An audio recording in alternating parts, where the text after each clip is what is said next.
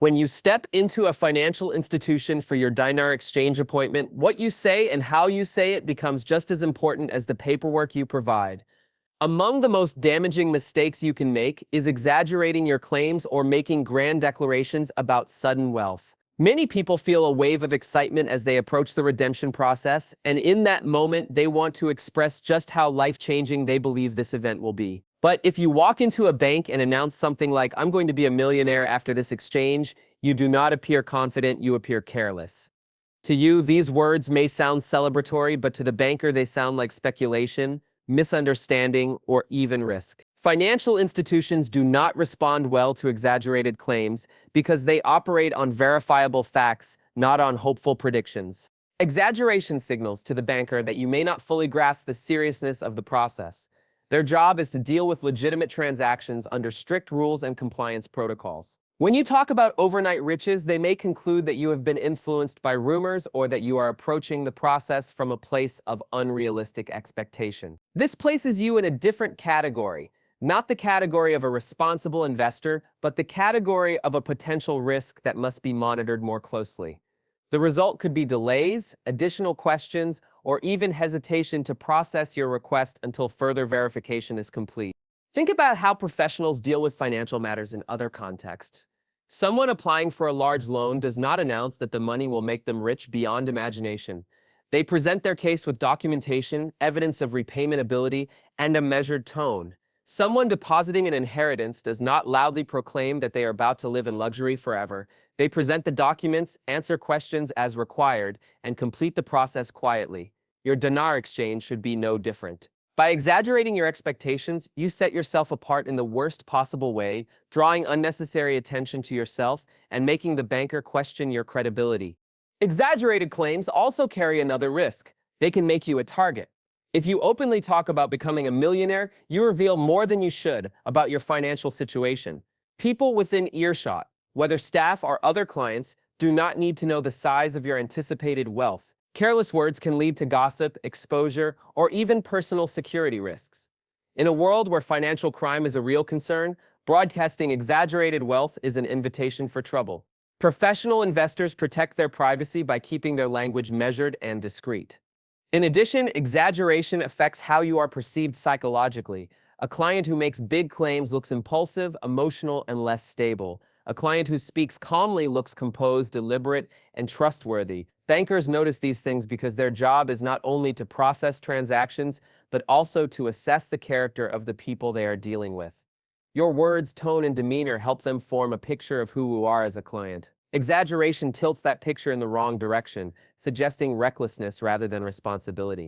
Another problem with exaggerated claims is how they interact with compliance systems. Banks around the world are under strict requirements to prevent money laundering, fraud, and other illegal activities. When someone appears overexcited or unrealistic, compliance officers may feel compelled to investigate further. They may think, why does this person believe they are about to receive unimaginable sums? Where did they get that information? Are they being manipulated? Could this be linked to an illegitimate scheme? Suddenly, what should have been a routine transaction now looks like a potential compliance case, all because of exaggerated language. It is also worth remembering that exaggerated claims often come from misinformation. Many people in the Dinar community have been exposed to online forums or videos that promise dramatic revaluations and instant fortunes. Carrying that language into a bank shows that you have absorbed those rumors and are now repeating them. Bankers are aware of these rumors too, and they do not take them seriously. When they hear you echo that misinformation, they may lose confidence in your judgment. They may think this person is not well informed, so we must be more cautious. The outcome for you is a slower, more difficult process. The safer path is to keep your words grounded in what is real and verifiable. You are not there to predict the future value of the dinar.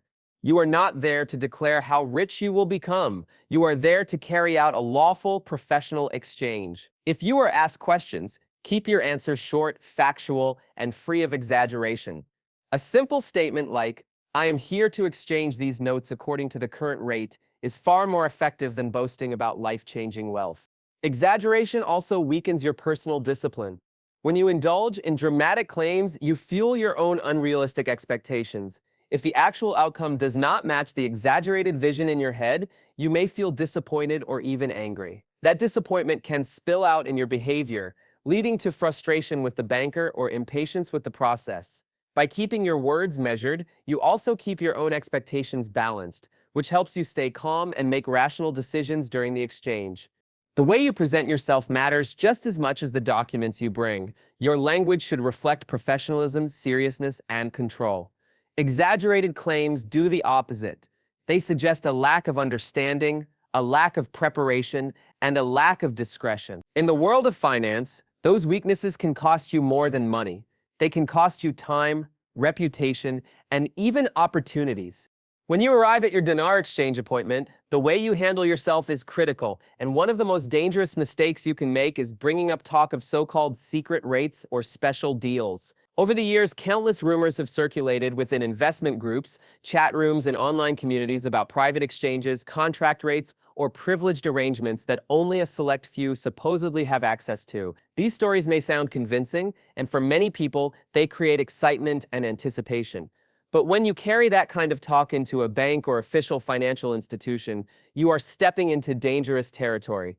Banks do not operate in secrets, whispers, or backroom agreements. They are highly regulated organizations bound by transparency, compliance, and international law. The moment you ask a banker for a secret rate, you not only show that you have been misinformed, but also risk having your transaction delayed, flagged, or questioned.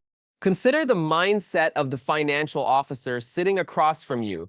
Their job is to process currency according to official published exchange rates. Those rates are set and updated by central banks and international financial systems, not by internet chat rooms or speculative groups. If you ask them for a hidden rate or hint that you expect something beyond the official numbers on their screen, they immediately perceive you as someone who does not understand how banking works. Worse, they may see you as someone trying to manipulate the process or gain access to something that does not exist. Financial institutions are trained to recognize attempts to game the system, and even the suggestion of a secret rate falls into that category. From the perspective of compliance, mentioning special or secret rates creates risk. Banks are required to report any suspicious activity, and a client asking for something outside of policy could trigger that reporting. Imagine sitting in front of a compliance officer who hears you say, "I heard there's a contract rate for certain people, can I get that?" The officer now has to consider whether you are connected to fraudulent groups, whether you are a victim of a scam, or whether you are trying to involve the institution in something illegitimate. Even if your intention is innocent, your words can set off a chain of reviews and delays. What should have been a routine process can suddenly become complicated, all because of one careless question. The issue also goes deeper than compliance. Banks are built on reputation and credibility. If an institution were ever caught offering secret deals to some clients and not to others, its credibility would collapse. This is why they cannot and will not honor rumors of exclusive arrangements. By asking about such things, you are effectively asking the banker to risk their career and their institution's reputation for the sake of a rumor. That places you in a negative light and marks you as someone not to be trusted. There is also the question of how your words affect your image as an investor. Serious investors present themselves with clarity and professionalism. They stick to facts, follow established procedures, and speak in terms that bankers understand. When you mention secret rates, you reveal that your understanding of the process is shaped by speculation rather than knowledge. You appear gullible, unprepared, and unreliable. Bankers take note of this and adjust their attitude toward you accordingly. Instead of being seen as a credible client, you are seen as someone who must be handled carefully, which can slow everything down. Think about the difference between two clients. One client approaches the counter and simply says, "I would like to exchange these notes at the current rate." The banker checks the system, verifies the notes, and completes the transaction without issue. The second client approaches the counter and says, "I was told there's a higher private rate if you know about it. Can you give me that?" Suddenly, the banker has to stop, explain that no such thing exists, and wonder what else this client might say or do. The first client leaves quickly with no complications. The second client faces suspicion, delays, and possible escalation. The only difference between the two clients was the words they chose to use. Talking about secret rates also exposes you to personal danger. If you openly admit that you believe in special arrangements, you are telling others that you can be persuaded by rumors. Opportunistic people may see you as an easy target. They may approach you outside the bank with offers to help you access higher rates in exchange for fees or personal information. Many scams are built around this exact weakness, and by speaking about secret rates, you are signaling to the world that you might fall for them. Keeping such talk out of your vocabulary protects not just your credibility, but also your safety. Another layer to consider is the impression of respect. Bankers are professionals who understand exchange systems inside and out. When you come to them quoting rumors of hidden rates, you are not showing respect for their expertise. Instead, you are treating them as if they are keeping something from you or as if their institution is playing a game of secrecy. This is insulting to their professionalism and undermines the trust that is required to complete your transaction smoothly. If you want to earn the respect of a banker, you must show respect in return, and that means dealing only in facts and avoiding unfounded speculation. The wiser approach is to discipline yourself to speak only about what is verifiable. There are official rates published by the institution and visible on their systems. Those are the numbers that matter. If you keep your focus there, your transaction will remain professional, quick, and free of unnecessary complications. If you wander into the territory of rumors and secret deals, you create obstacles where none should exist. Words have consequences, and in the world of finance, careless words can be as damaging as careless actions. When you arrive at your Dinar exchange appointment, the atmosphere in the room will reflect back to you the energy you bring into it. One of the most powerful tools you can carry with you is confidence, and one of the most harmful attitudes you can display is desperation. The difference between the two is not subtle. Confidence shows stability, preparation, and credibility, while desperation shows uncertainty, vulnerability, and weakness. The banker across the desk is not only listening to your words, but also reading your body language, your tone, and your behavior. These details combine to form their impression of you, and that impression can influence how smoothly your transaction proceeds. If you radiate calm and confidence, the banker feels assured and processes your transaction without unnecessary friction. If you appear desperate, the banker grows cautious, begins to scrutinize more closely, and may even slow things down. Desperation often comes through in simple phrases like, "I need this money right now," or "Please just help me cash out quickly." On the surface, these words sound harmless, but in the banking world, they raise red flags. Financial institutions are trained to be alert for clients who are under pressure, because people acting under duress are more likely to make mistakes, conceal information, or even become victims of manipulation. A desperate client may be pressured by debts, influenced by outsiders, or caught in unstable circumstances.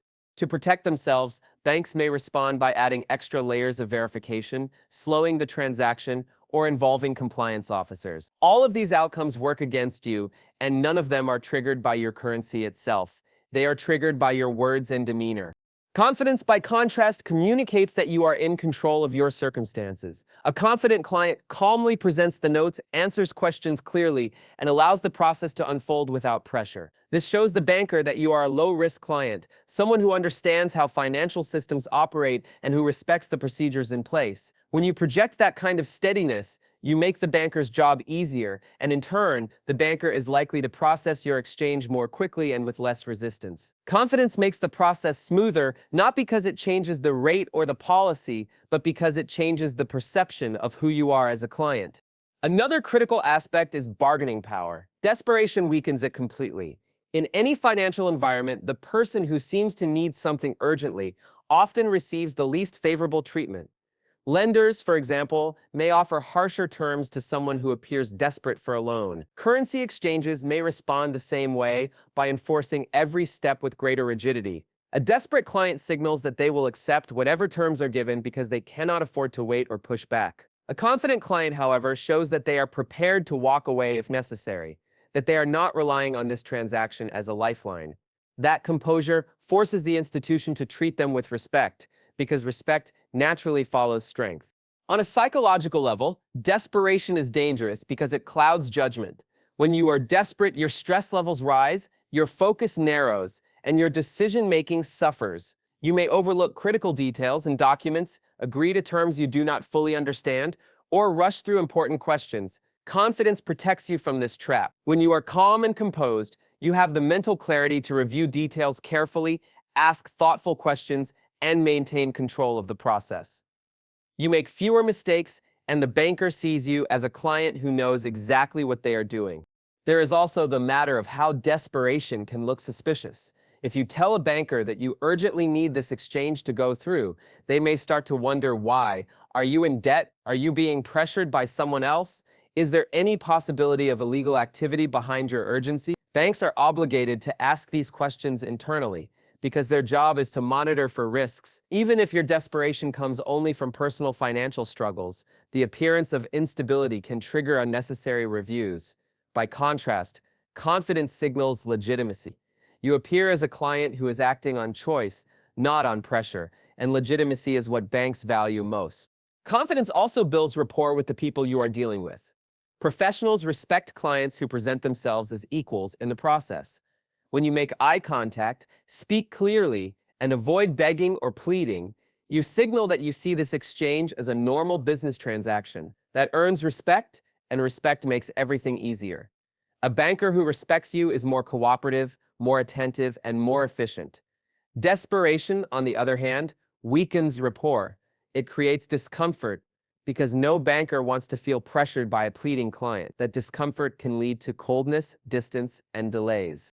Think about the long-term picture as well. Your first impression matters, and financial institutions keep records. If you are remembered as the client who is nervous, rushed, and desperate, that memory can follow you into future interactions. If you are remembered as the client who is calm, patient, and professional, you set the foundation for smoother dealings later on. In a world where relationships with financial institutions can affect access to services, loans, and opportunities, the image you create in your first major transaction is critical. Desperation also exposes you to external risks. If you openly say that you urgently need this exchange, you may attract attention from opportunists. People who overhear your words or observe your behavior may see you as vulnerable. Scammers and predators often look for individuals who appear desperate because desperation makes people easier to manipulate. By maintaining confidence, you shield yourself from these dangers. You project an image that says you cannot be easily fooled or pressured, and that makes you less of a target. The key is not to deny your personal struggles or pretend that you do not need the money. The key is to separate your private challenges from your professional demeanor. You may feel pressure internally, but you must not let that pressure appear in your words or behavior at the exchange. Train yourself to approach the appointment as you would any other professional task. Keep your language neutral, your tone calm, and your body language steady. By doing so, you protect both your credibility and your outcome. When you sit down for your dinar exchange appointment, one of the easiest ways to create unnecessary problems for yourself is to bring politics into the conversation. Many investors have spent years following news articles, government announcements, and international reports about Iraq, currency reform, and the global financial system. It is natural to have strong opinions about how political events connect to the revaluation, and it is natural to want to share those opinions. But the moment you let those opinions leave your mouth during a professional transaction, you cross into dangerous territory. Banks are not political arenas. Financial officers are not politicians or policy analysts. Their job is to process your exchange according to official procedures, not to engage with you on government decisions, international policies, or personal beliefs. If you drag politics into the discussion, you shift the focus away from your simple exchange and towards subjects that can only complicate matters. Think of it from the perspective of the banker across from you. Their role is highly defined, and they are trained to maintain neutrality. When a client begins making political statements such as, "This proves the new government is finally doing its job," or "This is happening because of secret internal agreements," the banker is placed in an uncomfortable position. They cannot agree with you, because that would imply the institution takes a political stance.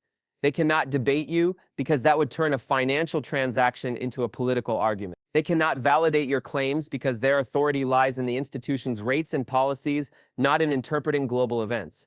By speaking politically, you are forcing the banker into silence, which makes the interaction awkward and strained. Awkwardness in a professional environment is never in your favor.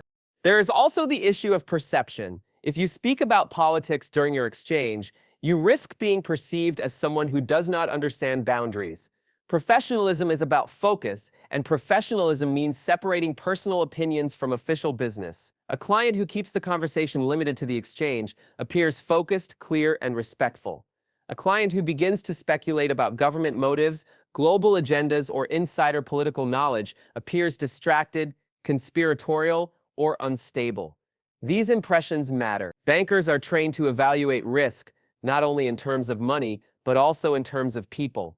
A client who cannot stay on topic and who wanders into political commentary may be seen as a higher risk than one who simply sticks to the business at hand. Politics is also a deeply divisive subject.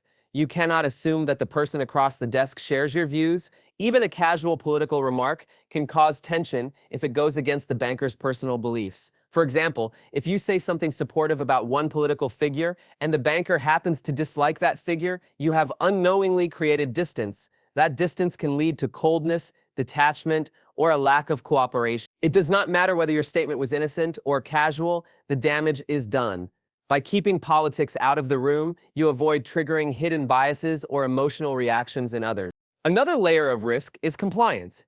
Financial institutions are heavily regulated, and political comments sometimes sound like attempts to justify or explain currency movements in ways that may raise questions.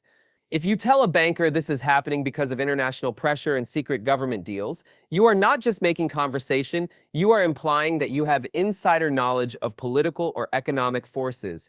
This can be interpreted as suspicious because it suggests you are part of or connected to something beyond the scope of ordinary investors. Banks are required to report unusual or suspicious behavior, and political speculation can fall into that category when it crosses into the realm of supposed secret agreements or hidden motives. What feels like casual commentary to you may look like a red flag to a compliance officer. It is also important to recognize the psychological difference between professionalism and venting. Many investors have built up years of frustration waiting for the revaluation, and they may feel tempted to release that frustration at the appointment by saying things like, "Finally, the politicians did something right," or "I knew this would happen once the government was forced to act." Venting may feel satisfying, but it does nothing to help your transaction. Instead, it undermines your composure and draws attention to your emotions rather than your professionalism. Remember, the banker is not there to hear your story, your theories, or your frustration. They are there to process your currency, and the less emotional or political noise you bring into that space, the more smoothly the process will go. Keeping politics out of the conversation also protects your long-term relationship with the institution. Your file does not disappear once the appointment is over. Notes can be added, observations can be recorded, and reputations can be shaped by the way you conducted yourself. If you are remembered as the client who tried to turn the appointment into a political debate, that impression may linger and affect how you are treated in future transactions. If you are remembered as the client who was calm, respectful, and professional, that impression works in your favor and builds trust with the institution. There is another danger in mixing politics with financial transactions, and that is the appearance of partisanship. Banks cannot appear to favor one side or another, and they are extremely careful to remain neutral. If you force political conversation into the room, you are essentially trying to pull them into a side they cannot take. This places them in an impossible position and may create subtle resistance toward you as the client. Even if they smile politely internally, they are noting that you overstep boundaries. That kind of note can result in extra caution, stricter reviews, and a slower process. A wiser approach is to discipline yourself to remain silent on matters of politics during the exchange. You may have strong opinions, you may believe you understand how global policies have influenced the revaluation, but none of that belongs in the banker's office. The only thing that matters in that room is the official exchange rate, the notes you have brought, and the verification procedures that follow. Every other topic, especially politics, is a distraction that can only harm your outcome.